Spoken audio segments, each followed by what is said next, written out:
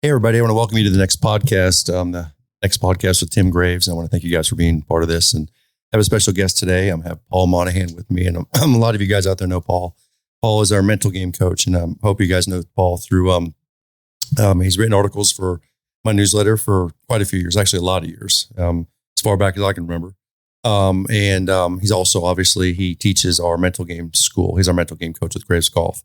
So when we do the Alert Attitude of Indifference School and our mental game school, Paul runs those. In fact, it's one school I love to go to, and I'm the guy who helps Paul. So I love being part of those schools because it's the one school I get to help. Yeah, exactly. I get to be a helper.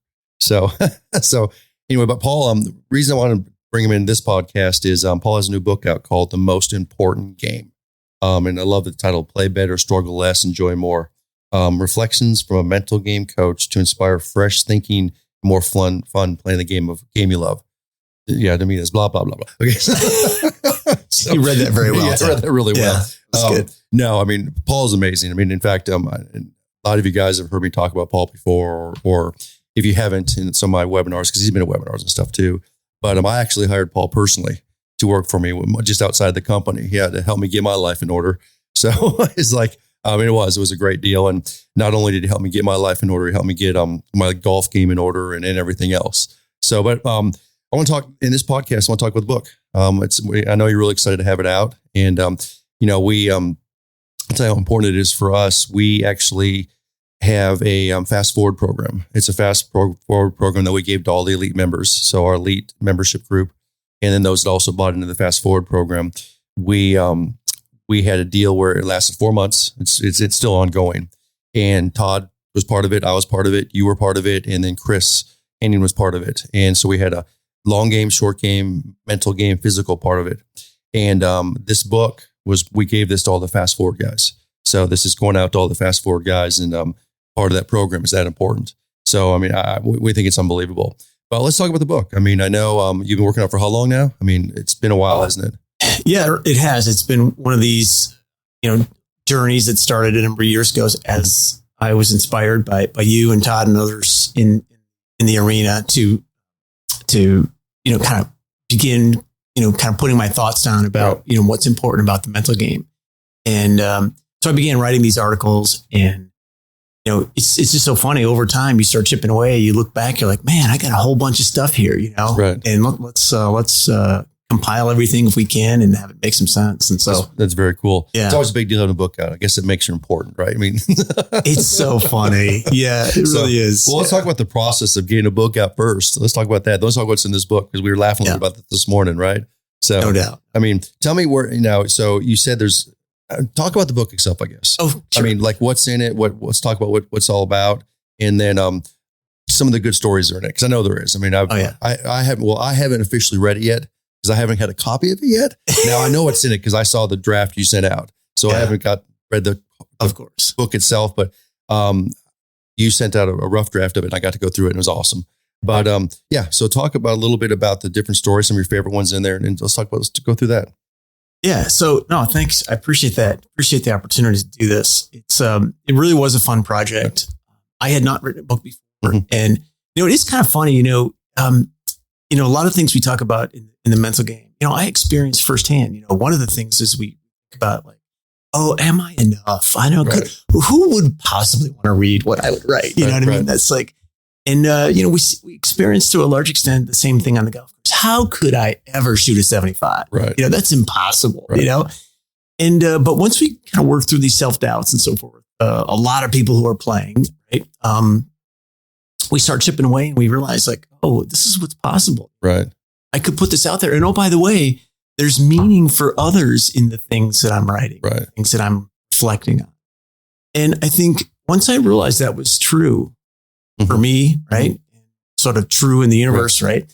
I thought, all right, let's get this thing together. And so a couple of years ago, I started putting this together. I went to an editor, and that's a big process. They start wanting to rewrite your stuff. And I'm like, wait a minute. No, I want to say it that way. I meant to say it that way. Well, give a little bit of your background, because it wasn't just something that happened overnight. So give me a little bit of your background, and then who else you work with. Because obviously you're just not with Graves Golf. Now we obviously use you as our mental game coach. So if if we've got articles we want or schools we're going to run or people need help out there, I mean, and they love it. I mean, obviously you're the guru for us, but obviously you don't just work for Graves Golf. Give a little bit of your history, what you've done in the past. I mean, I know there's a lot, and then a little bit what else you do now. And then, because there's some really cool stuff. Yeah. I mean, we go way, way back. One interesting story, many lifetimes ago for me, there was a company out of Chicago called Successories. Successories was the company that pioneered the decorative wall art, right? The stuff that you see on the wall. It's like teamwork, attitude, all these, and they've been around for a while. So it's early 90s. And I was really into this stuff. I was into Zig Ziglar. I could name all the names, Dennis Waitley and Brian Tracy and all these guys that had come out of the 70s, right? Jim Rohn, that's another one. Right. And so Successories has this platform and like, all right, they have this retail model, right? They're like, hey, you can franchise and be a retailer, sell all this stuff. So my wife and I, along with other partners, we bought a retail store and we owned a Successory store in Buffalo, New York for 5 years. I had no idea. Yeah. I'm learning new stuff. I know, crazy, right? Yeah.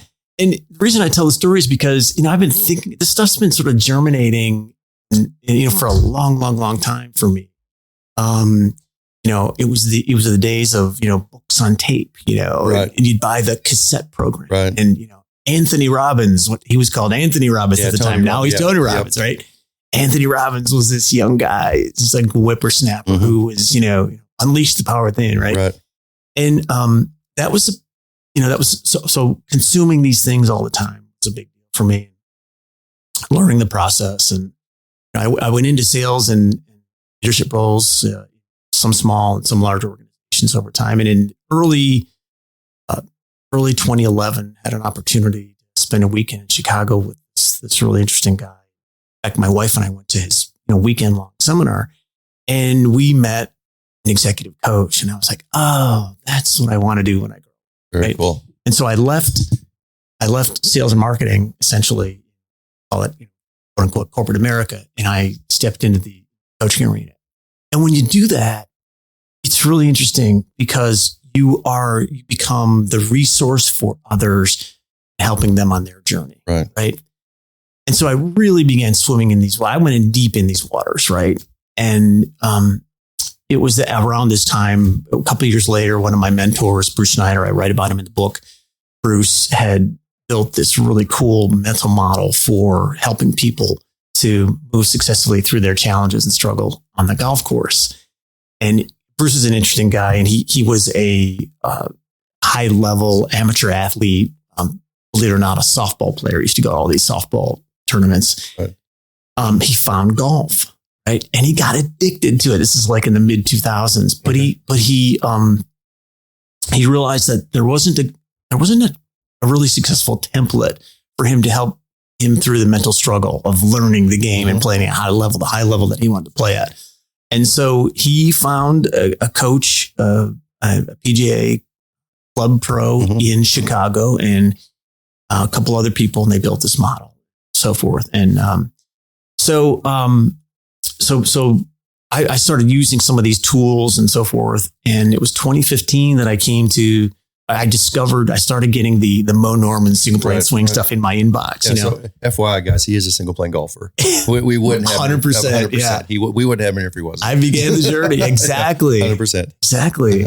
I was 2015. I'm like, man, first of all, I was really intrigued by Graves Golf Academy marketing model because I was in the subject matter expert space also, right? Building my business. And so I thought, oh man, I would love to be a student. And I was also curious about what the things that I was using in my work, whether or not they were applicable in golf. And of course they were, right? In massive ways. And so, in 2015, I showed up at Prairie Landing and met you and Todd on a beautiful summer weekend and started my journey. Up in Chicago, In Chicago, yeah. It's interesting. It's the names you bring up is funny because, first of all, Tony Robbins is a single plane golfer too, if you know that. But Tony Robbins contacted us years ago. I didn't know. Oh, yeah. And I haven't lately, but I'd send him 2 or 3 sets of clubs every year. He'd be updating his clubs all the time. And I'd send one to his house in California, one to his house in Cabo. And then the third one was going somewhere else. But, the resort in Fiji, probably. Yeah, probably. Yeah. But I mean, it was like, he was like, I need to know all my different places. So yeah, and we trade him out. And he was a big single playing golfer. But he's 6'7". Yeah, he's insanely tall. Yeah. But two things I remember. I mean, I've met Tony Robbins. In fact, we've done some work with Tony Robbins. But I remember going to one of Tony Robbins' first conferences, and he looked at everybody. He goes, "I'm gonna tell you something right now. Nothing here is unique to me. I've stolen everything I present. I just package it better. I'll never forget that. It's like the case method. Yeah, I just package it much better than everybody else. Copy and steal everything. 100%. But also Mo Norman.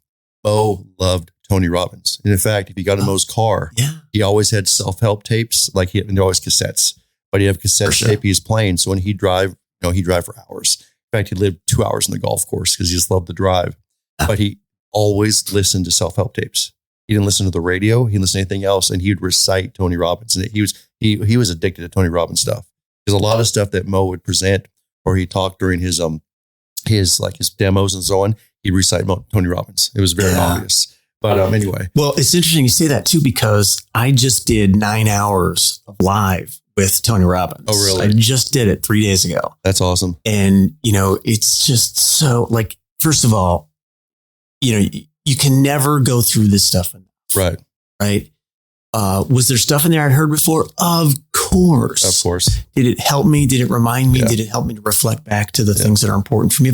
Absolutely. Yeah. And so, that's super cool. And, the beauty of what you do with us, though, is it's interesting because the demographic we deal with, and with the majority of our demographic, is guys that are fall in a couple of different categories. Number one, extremely frustrated with their game. So they've looked for single playing to help them. That's number one. Okay. So that's probably, that's probably a majority. I mean, I don't know a high percentage. I mean, it's a high percent.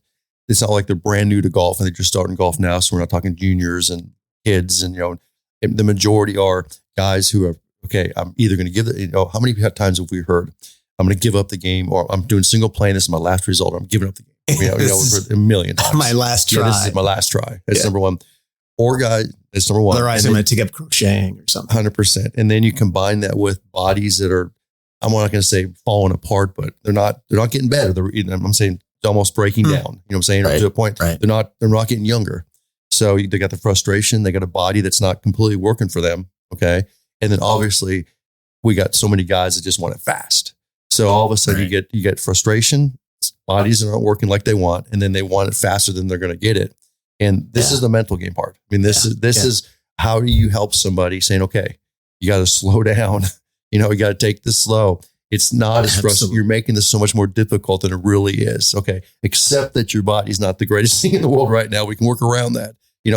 That's mental game. I mean, let's just be honest. That's the mental game we deal with because, it's interesting. The model that Todd and I presented, we've been presenting since natural golf days. I mean, since the late 90s. We've been doing it for almost 30 years now. Yeah. Okay. And it hasn't changed. It's the Mo Norman model.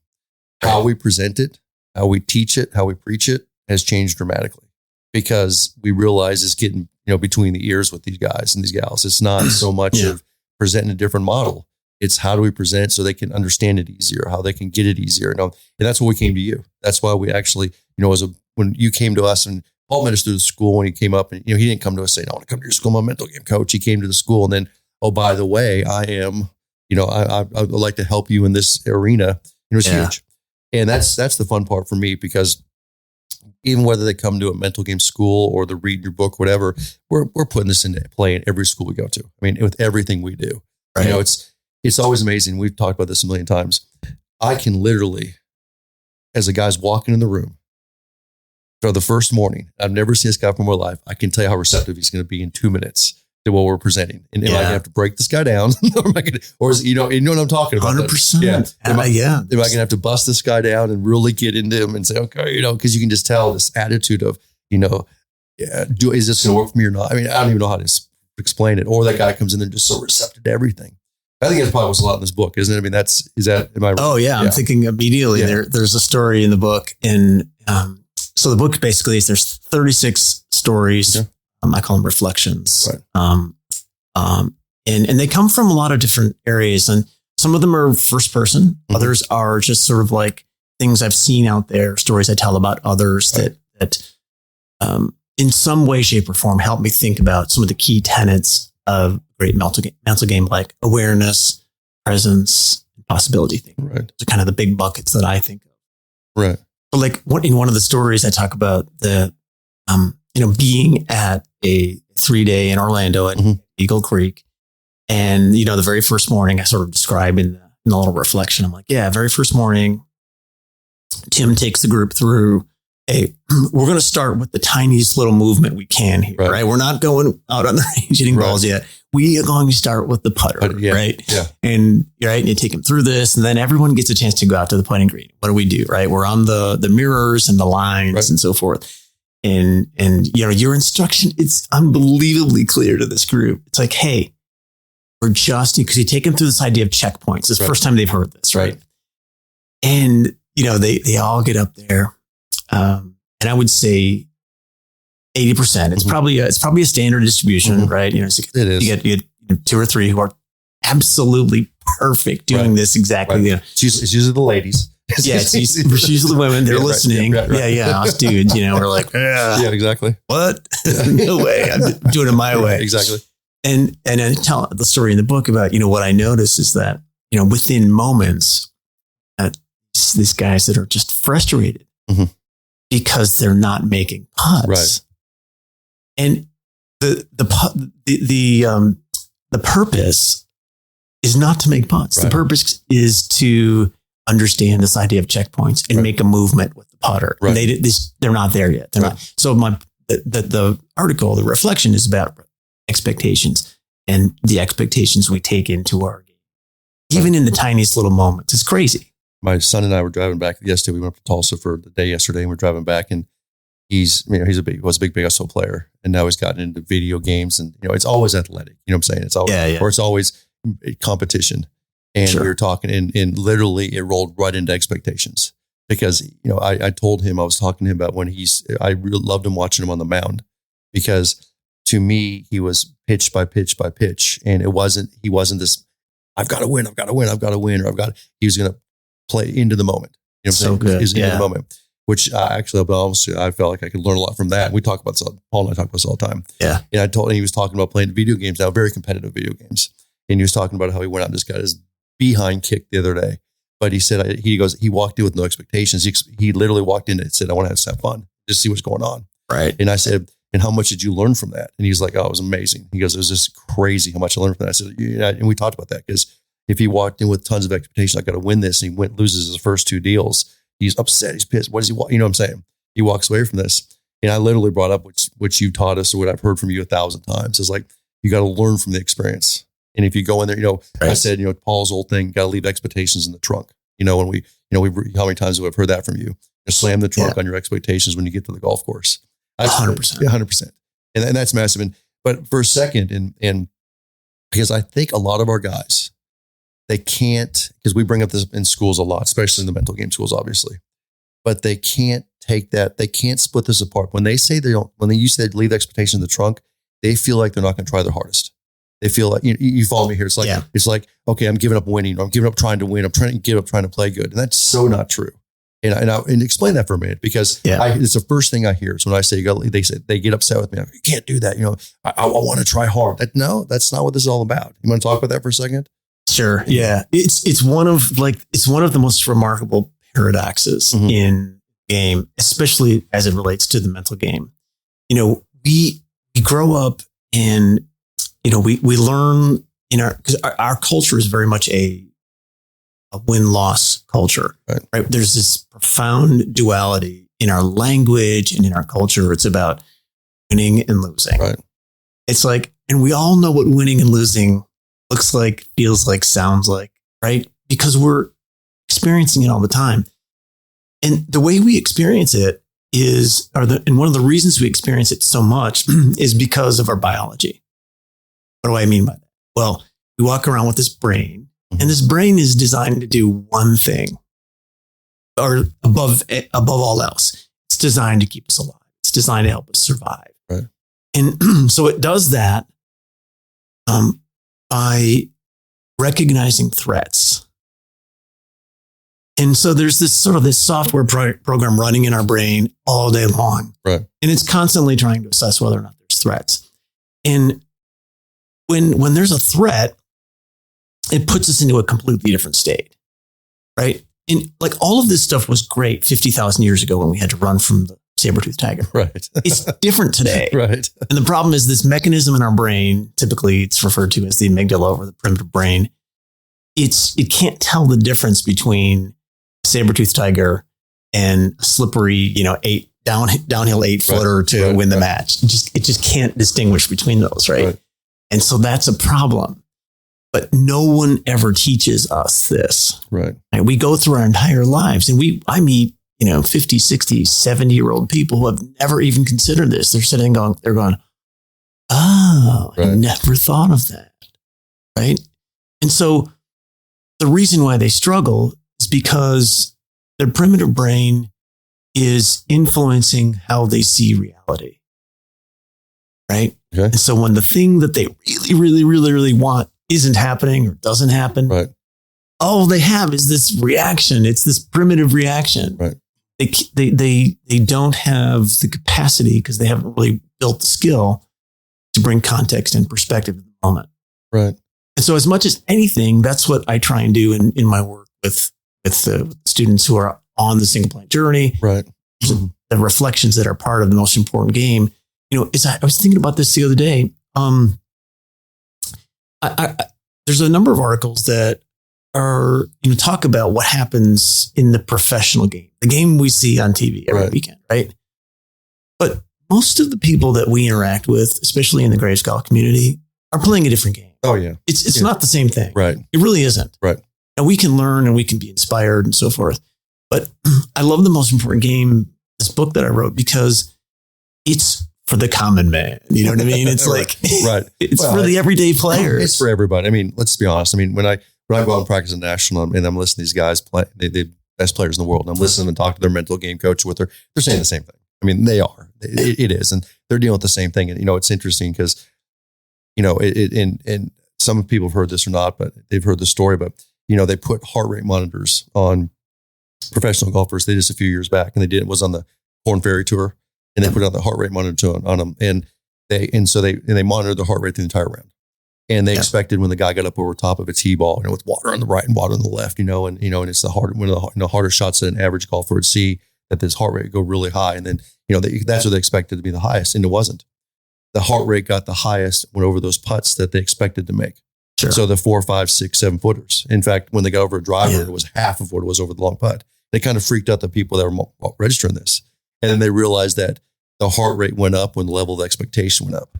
And so, they were more nervous over the putts they were supposed to make. Hey, I got a 5-footer. I'm supposed to be making this putt. Yes. I'm a professional. I'm supposed to be making this. You know what I'm saying? Well, when you got guys, when our guys are out there and they're over those 5-footers, they're thinking the same thing. I mean, I'm supposed to be making these putts. You know what I'm saying? And that's why when we do our short game schools, and I think the biggest reality checks I give guys are, I send them over a 6-foot putt and go, guys, this is 50-50 on tour. This putt right here, and it freaks everybody out. They go, they look at me like, you got to be kidding me. I know this is a 50-50 putt on tour. And they're like, first of all, they think I'm lying to them. It's like, they whack out like, I said, go look it up. They're Googling that one right away. 100%. I said, and I'd always tell them, go look it up. I said, look them up. And it's funny because I give them that reality check. Like, guys, what you're watching on TV golf is such a lying to you. It's unbelievable. They're not going to watch you they're not going to show you miss putt. But they're going to show you make a 440 footer. This guy makes another 50 for this other guy makes. They show you these incredible shots. But if you followed one guy's round and just followed that one guy to the round, what would you see? Oh, 100%. I love that you said that, because what I've really gotten into ESPN feature group. Right. And there's, 3 or, on the bigger tournaments, there might be 2 or 3. Yep.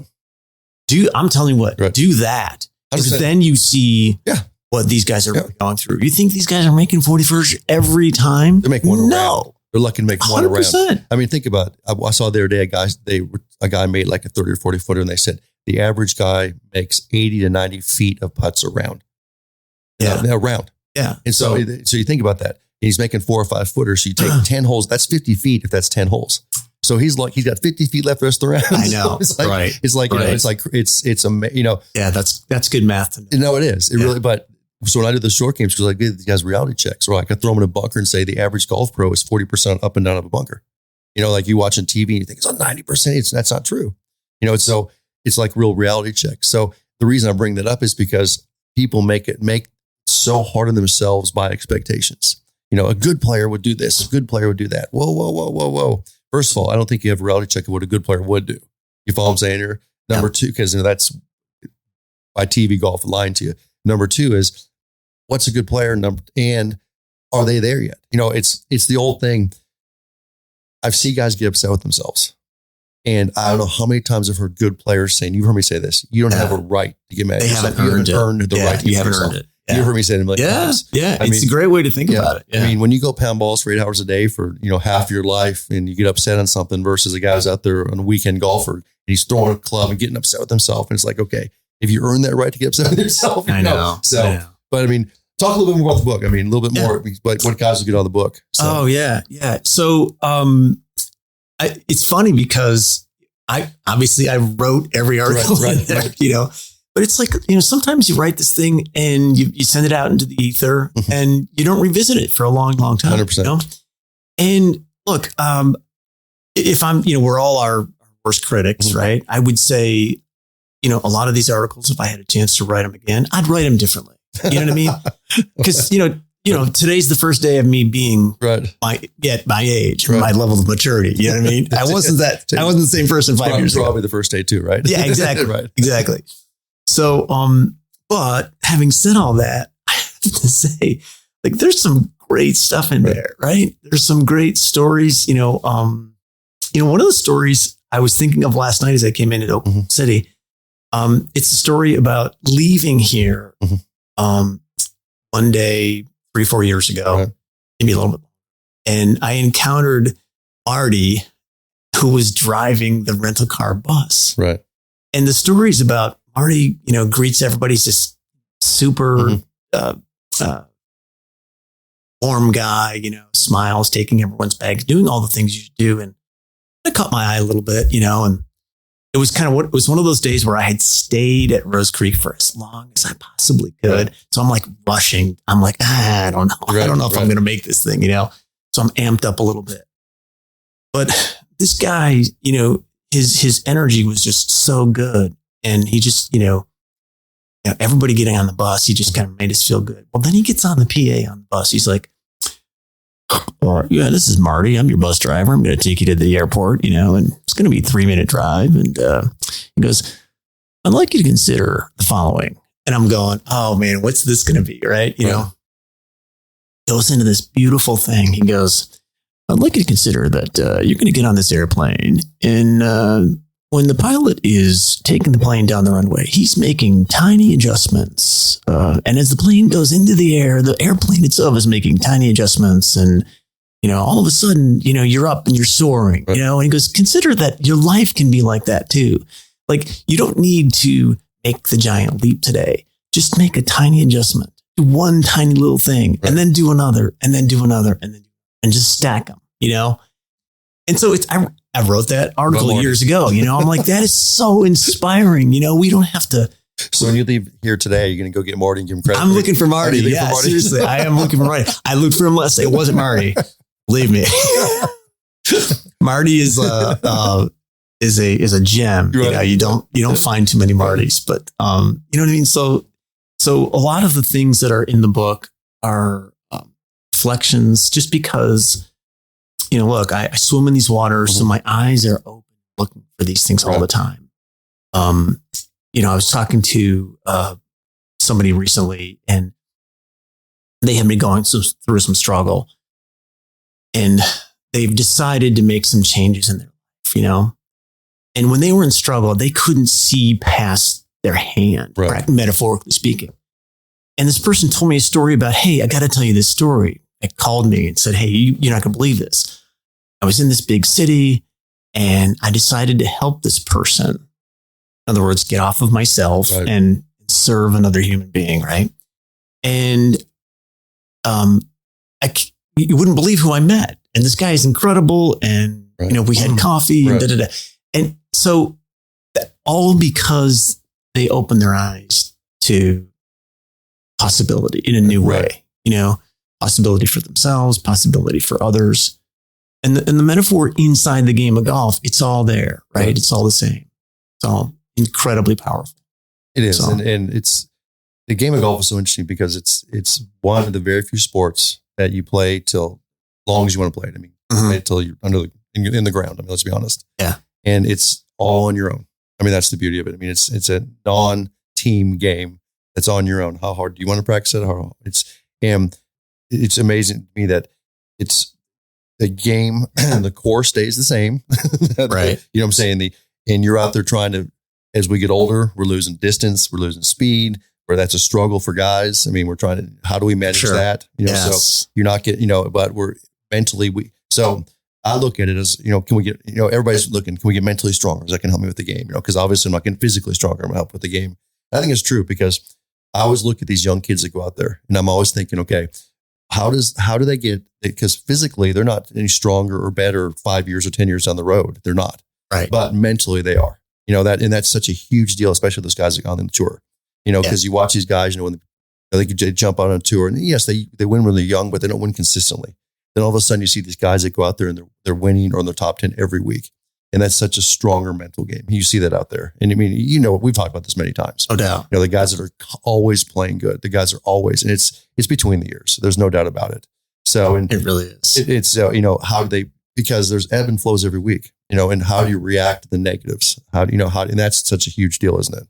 Oh, it's huge. In fact, one of the stories that is in the book is it's a reflection on it's kind of funny to say it, but the young John Rahm, Right. right? Because John Rahm, he comes out and his very first year, I want to say I have the year right, it's 2017. Mm-hmm. And, he's this young buck Right. and I think he had, 10 top 10s. I mean, he had an incredible year, right? So in the story, the reflection is about early 2018.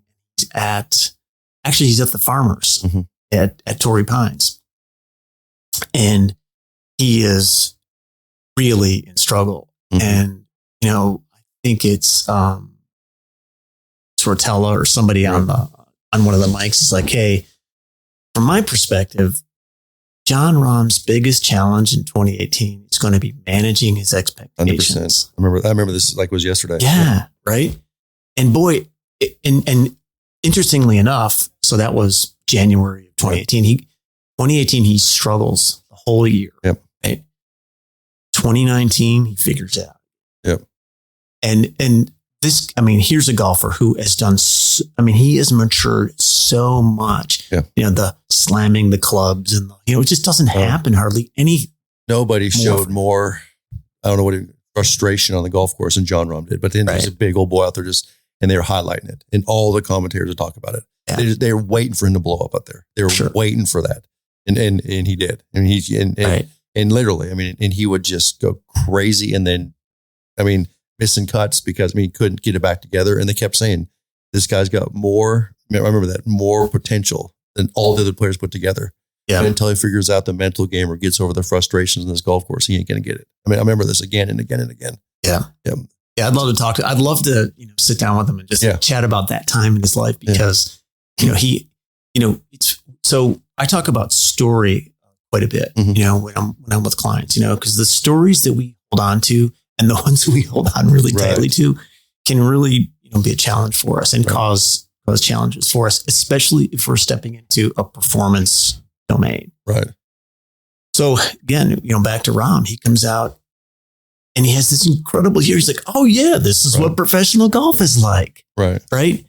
But that story, so that becomes his story for 2018. And the reason he was in struggle was because what he was experiencing, his reality, did not align with his story about what he should be experiencing.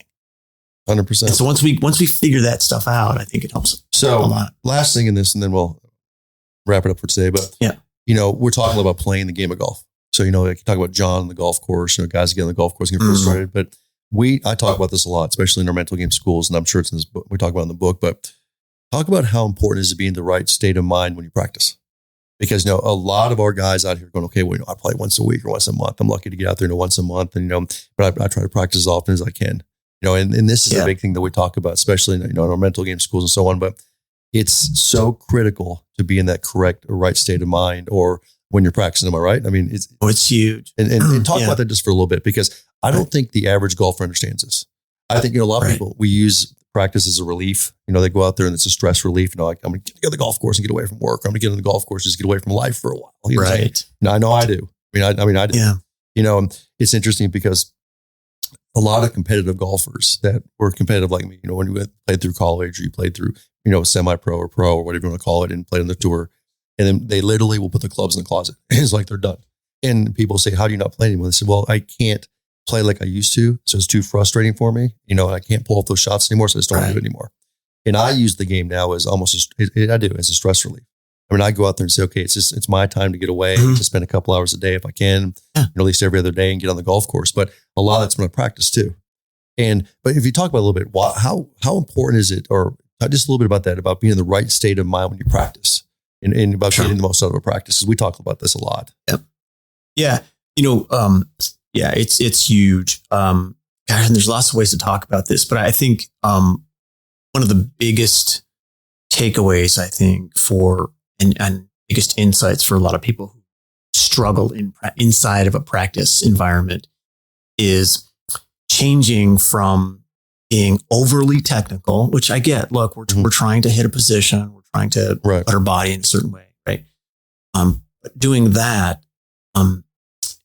versus gamifying practice. Yeah. Right. So there's a concept in high performance, and you can see this in whether it's military special forces or the NBA or PGA Tour, or name that.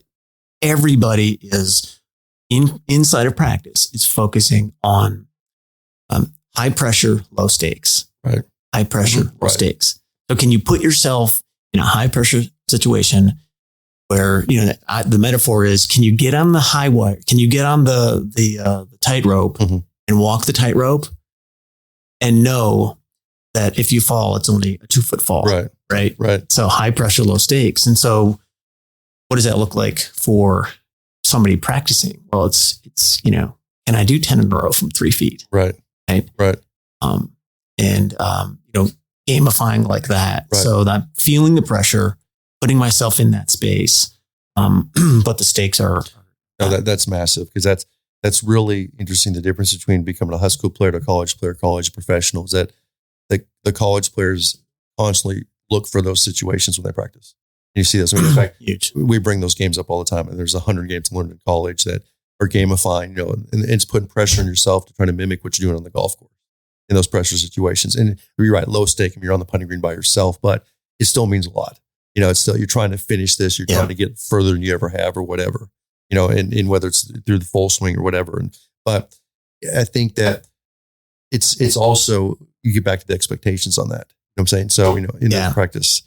That's huge. And I would say there's one thing that I'll sort of put on the table that most people wouldn't consider as a mental game concept, but here's one inside of a practice. Because how many people do you know? I'm asking you, this is, everybody does this in practice. Hit, drag, drag, hit, drag, right? Because you got a big pile of balls there, right? Here's a mental game. This is a mental game skill building inside of practice, right? See if you can do this. First of all, keep the basket over there. Not dumping the basket, okay? And make a line, right? The basket is over there. You're going to hit the balls across on this side of the line, right? You can take one ball, right? And you're gonna hit that ball with a purpose, right? It's got to have a purpose, right? And you're not hitting another ball until you walk all the way over there, right? And get one more ball, set it down, connect with your purpose, hit that shot. It's amazing how hard that is. Oh, it is. And then it's purely this. It's purely your mental game. It's purely your ego saying, "Oh, I gotta get this right." Right. And I think that's it is. It's and we talk a lot about practice A, practice B. When you're working on positions and so on, and then we're working on focusing on being on the golf course and so on. But it's, I think it's when you. People always ask us, what's the difference between a really good player, average player, and a poor player? And we always say, the good player, the great player knows how to practice. Or they not gonna say they mastered practice, but I guarantee you it's more about the mental game part of the practice than the practice itself. Because when I watch these best Yeah. players in the world out there practicing, number one, I watch them hit a shot, and they may hit a terrible shot, and they watch it the entire way. They never turn their head. It's not like, I mean, you know how many times I've seen an average of poor players that hit a bad shot and they break another ball and the ball's in the air before the other ones even hit the ground. You know what I'm saying? Right. They're focusing on it, they're thinking about it, and then they're rehearsing a couple of shots in between, you know, trying to get the feel for what they really want to do. And they're getting back over the next shot. You know, it's like they're never rushed. You know what I'm saying? It's like they're out there for like a very specific purpose. 100%. And then I watch the average support player out there. It's like it's a big rush session. It's like, how many balls can I pound in 10 minutes? You know, it's just like, you know, I got 200 balls here. I got to get through all these balls. You know, it's like, you know, it's interesting. It's such a different game when I see that out there. That's so good. And I'll say one more thing about practice too, if I could, is that, you know, a lot of the folks in our community, they play a lot, and they might even say, oh, you know what? I play a lot. Right. You know, and they wonder why the scores aren't coming. You know, so they're not stepping into the practice domain, right? Like they could, right? There's an article in The Most Important Game where I talk about that possibility lies on the other side of effort, and how practice can be an incredibly important part of that, right? But practice in a certain way, you know? And so this concept of possibility thinking is incredibly profound as a mental game concept. Right. And it shows up, I think, in this practice discussion as well. I love it. Because possibility lies on the other side of it. Well, I love it. Well, obviously, I think everybody should get this. I mean, no doubt about it. Well, I do too. Yeah, of course. Everybody. Of course you do. How many people on this planet? Yeah. We print 7 billion copies. We can do that. Yeah. Has Amazon done that before? Everybody should, obviously, everybody in the Fast Forward training program is going to have it in hand. So there's no excuse there. Yeah, they're excited about that. Yeah. I talked to that group the other day. They're really excited about it. The elite members are really excited about it. But you'll be able to get through our website. We'll have access through this. And then obviously, get this thing and talk to Paul and actually come to the AI school, meet Paul, and come meet Paul in person. Yeah, absolutely. So our next podcast talk about the AI schools. But I'm really proud of this, Paul. I'm really proud of this for you. And this is really cool. So, you know, we can reference this all the time now, right? Well, we certainly can. We certainly can. And for anybody that gets there's a really super nice forward in there by a guy named Tim Graves. Yeah, there you go. So don't forget about that. So and then we can create more. We can have a version number 2 by more stories we create at the schools, right? So, exactly. Okay, exactly. Well, thanks for being with me this morning, Paul. We'll sign off now, and I'm going to tell everybody get this book as soon as they can, and have a lot of fun with it. Awesome. Thank you, Jim. Appreciate it.